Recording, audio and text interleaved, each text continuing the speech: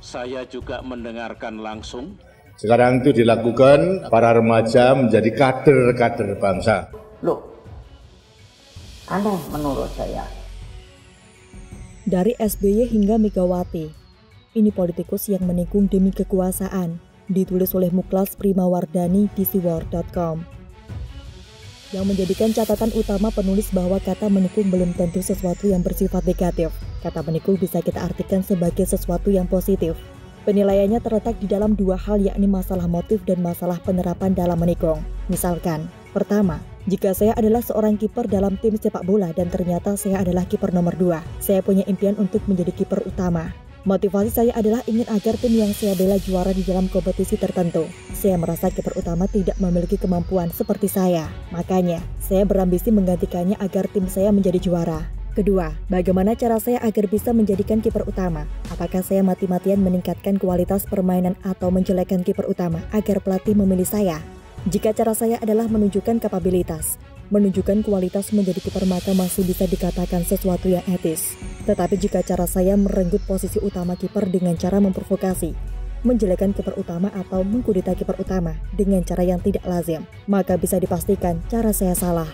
Jadi teman-teman, menurut saya substansinya ada di dalam dua hal. Selama motivasi saya baik dan cara saya masih tergolong baik, maka sebenarnya menikung posisi yang saya lakukan masih bisa ditoleransi, karena masih terhitung memiliki etika dalam berkompetisi.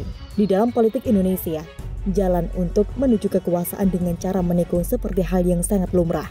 Sudah terjadi turun-temurun menjadi budaya tersendiri dan menjadi cara yang lazim untuk dilakukan. Pertama, kita mulai dengan Presiden Soeharto.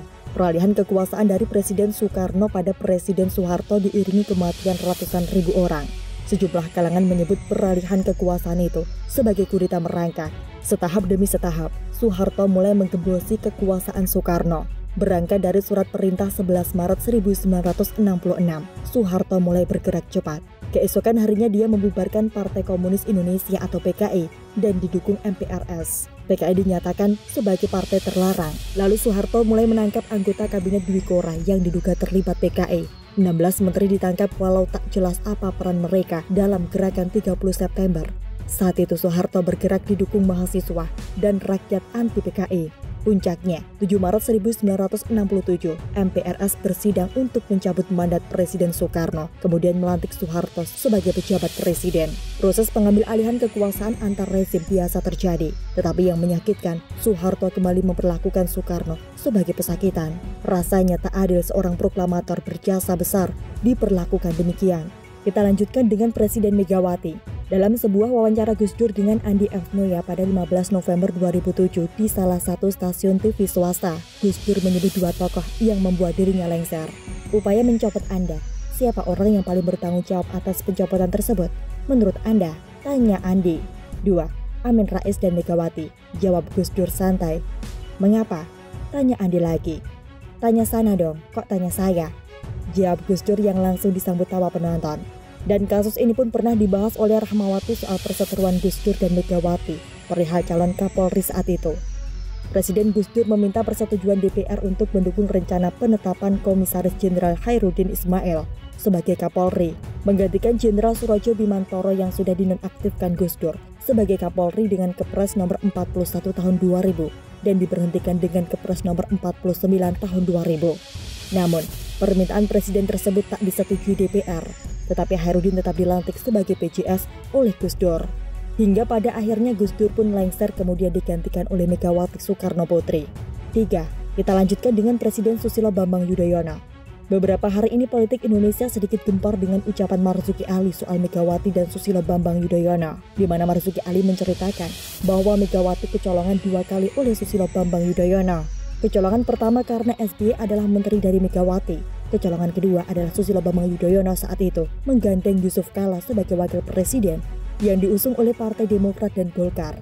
Meskipun kisah ini adalah desas-desus rahasia umum, namun dinginnya hubungan Megawati dan SBY bisa menjadi bukti kuat akan kisah tersebut. Terakhir, kita sambung dengan Presiden Jokowi pada tahun 2012.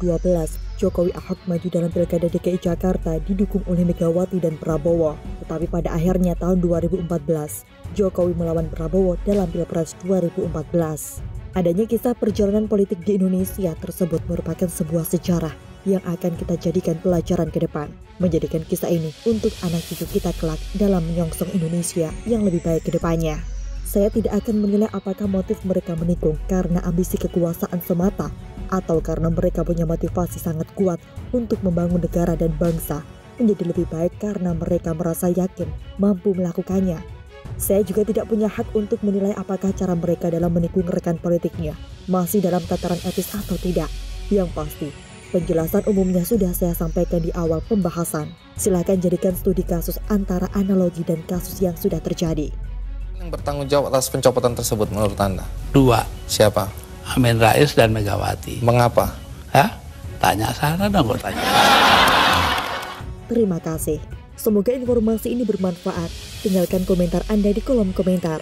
Like, komen, dan share video ini. Terima kasih.